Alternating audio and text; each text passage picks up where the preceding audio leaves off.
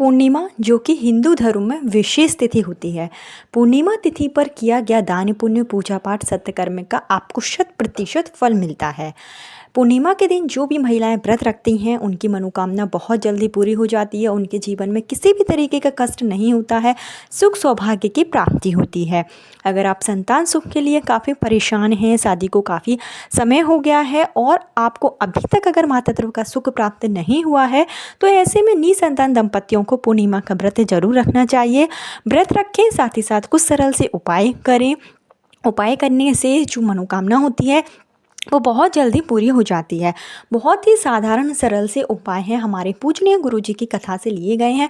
कथा को ध्यानपूर्वक सुनकर ही आपके लिए यह उपाय लाए गए हैं, तो आप इनको माघ पूर्णिमा के पावन पर्व पर जरूर करें।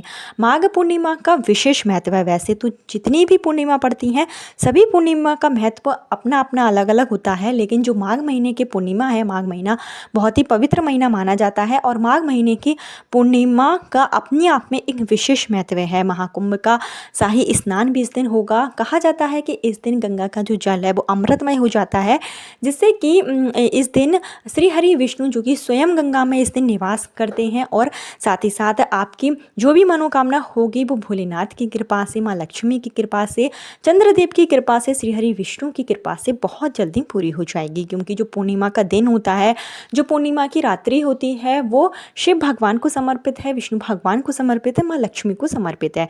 ऐसे में आपको सुबह के समय तो उपाय करना ही है। मैंने कई ऐसे वीडियो बनाए हैं जिसको आप इस दिन व्रत रखें और सुबह के समय उपाय करें। आप अपने घर पर भी रहकर कर सकते हैं, बाहर मंदिर में परिसर में भी जाकर कर सकते हैं। इस वीडियो में मैं आपको ऐसा उपाय बताऊंगी जो आपको शाम के समय यानी कि प्रदोष काल में करना है। आप चाहें तो इन उपायों को सुबह भी कर सकते हैं और आप चाहें तो शाम के समय यानी कि प्रदोष काल में आप इन उपायों को करें। प्रदोष काल जो कि सूर्यास्त से 45 मिनट पहले और 45 मिनट बाद का समय होता है। प्रदोष काल बहुत ही शुभ समय माना जाता है और जो मैं आपको उपाय बता रही हूँ वो आपको शिव मंदिर में जाकर ही करना है।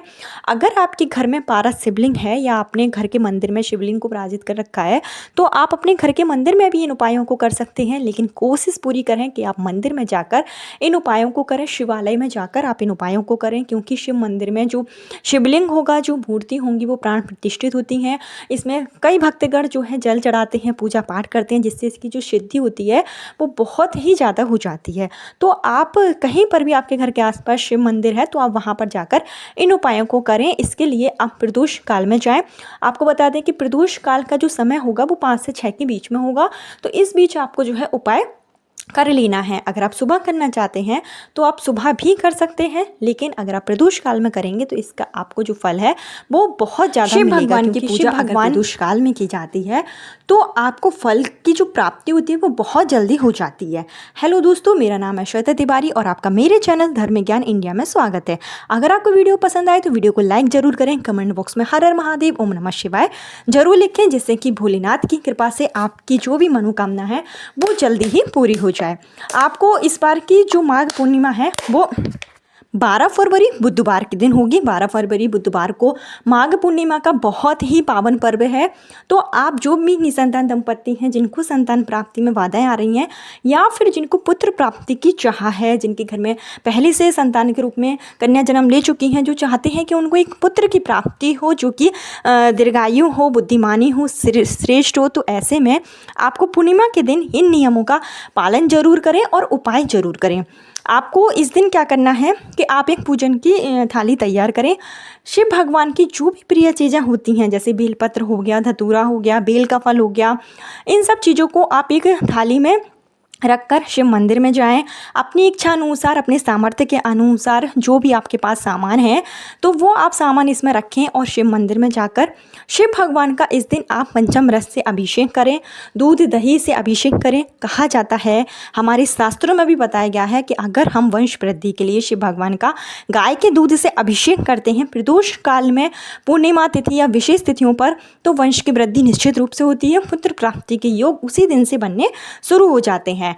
अगर आप इस तरीके से नहीं कर सकते हैं तो आप सिर्फ 1 लोटा जल लें। जल आप अपने घर का ही लें और तांबे के लोटे का प्रयोग करें। और इसके साथ ही एक विशेष उपाय जो मैं आपको बता रही हूँ, संतान प्राप्ति, पुत्र प्राप्ति के लिए आपको लेना है इसके लिए 1 आखा चावल का दाना। चावल का दाना आप लेंगे, खंडित नहीं हो, इस बात का ध्यान रखें। और इसके साथ ही आप लें 1 बेलपत्र। जो आप बेलपत्र लेंगे वो बेलपत्र भी 3 पत्तों वाली होना चाहिए और कटी-पिटी नहीं होना चाहिए।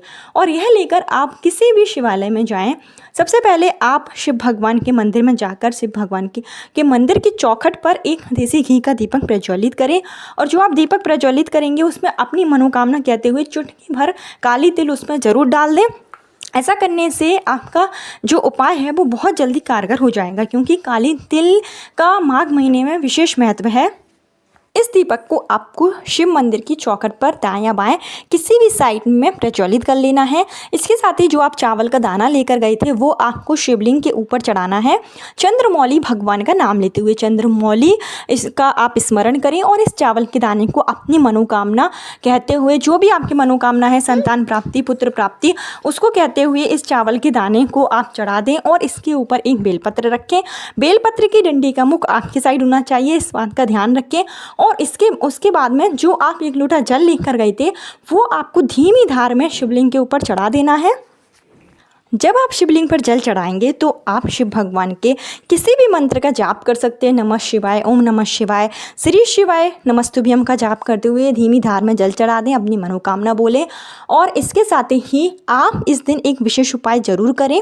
संतान प्राप्ति, वंश वृद्धि में अगर परेशानी आ रही है तो उसके लिए आप एक नारियल लें। जो जूट वाला नारियल आता है वो आपको लेना है। ऐसा नारियल लें जिसमें थोड़ा सा, जब आप भजा कर देखें, उसमें पानी हो, इस तरीके का नारियल लें। और इस नारियल को आप पहले अपने घर में पूरी जगह पर अच्छे से घुमा लें और फिर इसको आप शिव मंदिर में ले जाएं।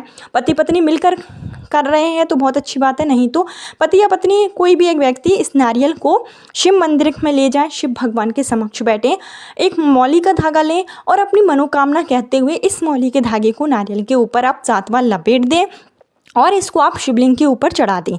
जब आप शिव भगवान के ऊपर यह नारियल चढ़ाएंगे तो अपना नाम और गोत्र जरूर बोलें। संतान प्राप्ति, पुत्र प्राप्ति, जो भी मनोकामना है उसको जरूर बोलें। ऐसा करने से भी संतान प्राप्ति के प्रबल योग बनने शुरू हो जाते हैं। और इस नारियल को आपको वहीं छोड़ कर आना है, वापस लेकर नहीं आना है। इसको जो भी प्रसाद के रूप में, इसको जो मंदिर के पुजारी होंगे वो प्रसाद के रूप में अन्य व्यक्तियों को बांट सकते हैं। आप इसको वहीं पर ही रख दें। इस उपाय को भी आप कर सकते हैं। इसके साथ ही जो पूर्णिमा का दिन है उस दिन आप माँ लक्ष्मी का भी विधि विधान से पूजन करें। इसको भी आप सुबह भी कर सकते हैं, शाम के समय भी कर सकते हैं। श्री विष्णु भगवान का मंदिर है अगर आपके घर के आसपास तो वहाँ पर भी आप एक दीपक जरूर प्रज्वलित करें। और इसके साथ ही शिवलिंग पर आप एक उपाय और भी कर सकते हैं। शिव मंदिर में जाकर वंश वृद्धि, संतान प्राप्ति के लिए यह उपाय भी बहुत ही ज़्यादा कारगर होता है। इसके साथ ही आप 31 बेलपत्र लें और प्रत्येक बेलपत्र पर आप पीला चंदन लगा दें और आप लाल चंदन से ओम नमः शिवाय लिखकर, यह जो 31 बेलपत्र हैं अगर आप शिवलिंग पर सफ़ेद फूल के साथ में चढ़ाते हैं, मतलब कोई सा भी सफ़ेद फूल आप ले सकते हैं। आपके पास सफ़ेद कनेर का फूल है, आपके पास पारिजात का फूल है, जो भी सफ़ेद फूल आपको मिल जाए तो वो आप ले लें। और प्रत्येक बेलपत्र पर एक एक सफ़ेद फूल रखकर अगर आप देवी अशोक सुंदरी की जगह पर चढ़ाते हैं, भोलेनाथ का स्मरण करते हुए, स्तंभेश्वर महादेव का स्मरण करते हुए, संतान प्राप्ति, पुत्र प्राप्ति की कामना के साथ में किया गया यह उपाय भी बहुत जल्दी कारगर हो जाता है। पूर्णिमा के दिन सफ़ेद फूलों से अगर आप शिव भगवान का श्रृंगार करते हैं तो इससे आपकी मनोकामना बहुत जल्दी पूरी हो जाएगी। इसके साथ ही पूर्णिमा का दिन है, चंद्रमा को अर्घ्य जरूर दें। चंद्रमा को अर्घ्य देने से आपकी कुंडली में अगर चंद्र दोष होगा तो वो दूर हो जाएगा। चंद्रमा को अर्घ्य आप देंगे तो आपके पास स्टील का लोटा है, उसमें लोटे में जल लें और थोड़ा सा उसमें दूध मिलाएं, कुछ मीठा डाल दें और साथ ही साथ सफ़ेद फूल डालकर, थोड़े से चावल डालकर चंद्रमा को अर्घ्य दें। चंद्रमा को अर्घ्य देते समय ओम सौम शुमाय नमः इस मंत्र का आप जाप कर सकते हैं। और चंद्रमा से भी आप संतान प्राप्ति, पुत्र प्राप्ति के लिए प्रार्थना करें। आपके जीवन में जो भी कष्ट है उसके निवारण के लिए आप प्रार्थना कर सकते हैं।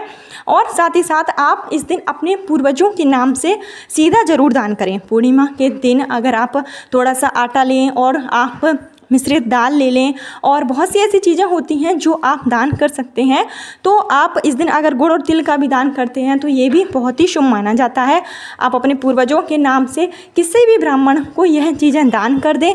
ऐसा करने से भी आपके पितृ दोष अगर होगा तो वो दूर हो जाएगा। आपके पूर्वज आपसे प्रसन्न होंगे, प्रसन्न होकर संतान प्राप्ति, पुत्र प्राप्ति का आशीर्वाद आपको प्राप्त होगा, जिससे आपके वंश की वृद्धि होगी। इसके साथ ही आप पूर्णिमा के दिन आप शाम के समय प्रदोष काल में 5 जगह इस दिन दीपदान जरूर करें। आपको जो दीपदान 5 जगह करने हैं, सबसे पहली जगह है शिव मंदिर में जाकर आप दीपदान करें। एक दीपक आप शिवलिंग के पास में ज़रूर प्रज्वलित कर लें। दूसरा दीपक आप पीपल के वृक्ष के नीचे इस दिन ज़रूर जलाएं। पीपल के पेड़ में इस दिन माँ लक्ष्मी के साथ में श्री हरि विष्णु का वास रहता है और आपके जो पितृ होते हैं वो भी पीपल के पेड़ में वास करते हैं। तो एक दीपक आपको वहाँ प्रज्वलित करना है। एक दीपक आप अपने घर के मंदिर, अपने घर में जो आपका मेन गेट है वहाँ पर आप प्रज्वलित करें। एक दीपक आपको किसी भी नदी, सरोवर, कुएं के आसपास प्रज्वलित करना है। अगर आपके घर के आसपास कुआं, तालाब नहीं है तो आप एक थाली में पानी भर लें और आप गंगा माता का स्मरण करते हुए एक दीपक जो है वहाँ प्रज्वलित करें। और जो आपको एक और दीपक जो प्रज्वलित करना है वो आप बेलपत्र के वृक्ष के नीचे जला सकते हैं, आंवले के वृक्ष के नीचे जला सकते हैं। जो भी पेड़ आपके समीप हो तो आप वहाँ पर यह दीपक जो है जला दें। इन 5 जगहों पर अगर आप दीपक प्रज्वलित करते हैं तो आपके ऊपर ईश्वर की अति कृपा होती है। पूर्णिमा के दिन किया गया यह दीपदान से आपकी जो मनोकामना होगी, संतान प्राप्ति, पुत्र प्राप्ति या जो भी आपकी मनोकामना है वो निश्चित रूप से दूर होगी और मनोकामना पूरी होगी और ईश्वर का आशीर्वाद आपको इन सब प्राप्त उपायों होगा। को आप जरूर कर लें। साथ ही साथ संतान गोपाल मंत्र का जितना हो सके इस दिन आप जाप करें। संतान गोपाल मंत्र का 11,000 बार जाप अगर आप पूर्णिमा के दिन में, रात्रि में कर लेते हैं तो आपकी मनोकामना पूरी होती है, वंश की वृद्धि होती है। कल फिर मिलती हूँ नए वीडियो, नए उपाय के साथ। जब तक के लिए हर हर महादेव। ओम नमो भगवते वासुदेवाय नमः।